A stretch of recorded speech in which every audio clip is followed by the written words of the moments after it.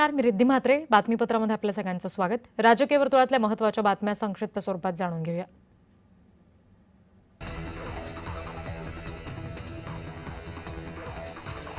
कोणीतरी पुढाकार घेऊन आंदोलन करत आहे, त्याचं समाधान आहे. ठाकरे बंधूंच्या आंदोलनावर आमदार जितेंद्र आव्हाड यांनी ही प्रतिक्रिया दिली आहे.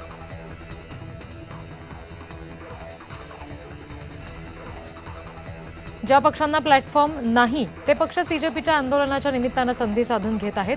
मंत्री गुलाबराव पाटील यांनी विरोधकांच्या आंदोलनावर ही प्रतिक्रिया दिली आहे.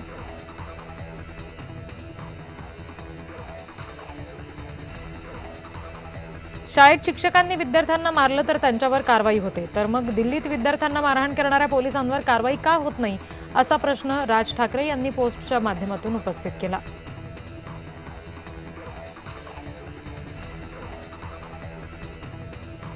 सचिन अहिर यांच्या वरळी इथल्या घरातून चोरी करणाऱ्या आरोपीला गुन्हे शाखेच्या पोलिसांनी अटक केली. आरोपींनी एकूण 2.5 कोटी रुपयांची चोरी केल्याचा आरोप त्यांच्यावर आहे. आरोपी अहिरांच्या घरी सफाई कर्मचारी होता.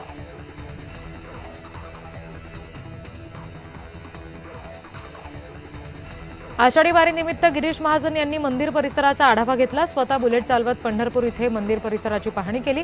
वारकऱ्यांची कुठेही गैरसोय होऊ नये म्हणून सरकारकडून खबरदारी घेण्याच्या सूचना दिल्या गेल्या.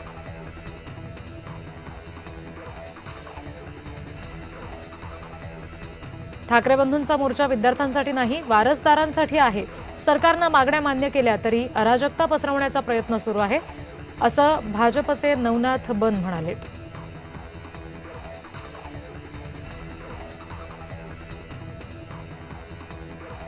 टीईटी घोटाळा ठाकरेंच्या काळामध्ये झाला असं फडणवीस म्हणाले, पण हा घोटाळा ठाकरेंच्या काळात उघडकीस आला असं सुषमा अंधारे यांनी म्हटलं.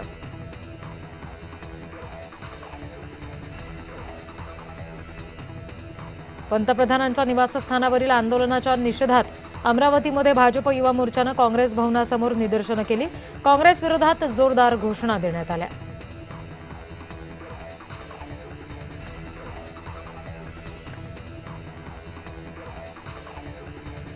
राजीनामा घेतल्यावरच आम्ही चर्चा करू. विद्यार्थ्यांना मारहाण करणाऱ्या पोलिसांवर कारवाई करा. पंतप्रधानांनी आधी विद्यार्थी आंदोलकांची माफी मागावी, अशी मल्लिकार्जुन खरगे यांनी एक पोस्ट केली आहे.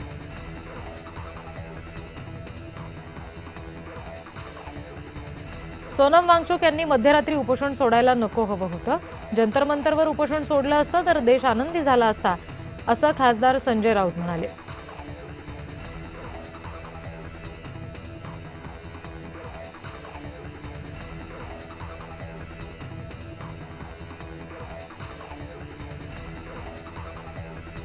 अमित ठाकरे यांनी मनसे विद्यार्थी सेनेची बैठक बोलावली होती.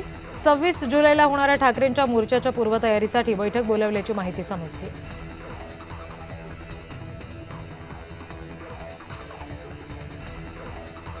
मुंबईतील आंदोलनामध्ये एका मुलीशी जे गैरवर्तन झालं ते मनाला वेदना देणारं आहे. जबाबदार लोकांवर कारवाई झाली पाहिजे. शिक्षण मंत्र्यांचा राजीनामा झाला पाहिजे, अशी प्रतिक्रिया वर्षा गायकवाड यांनी दिली.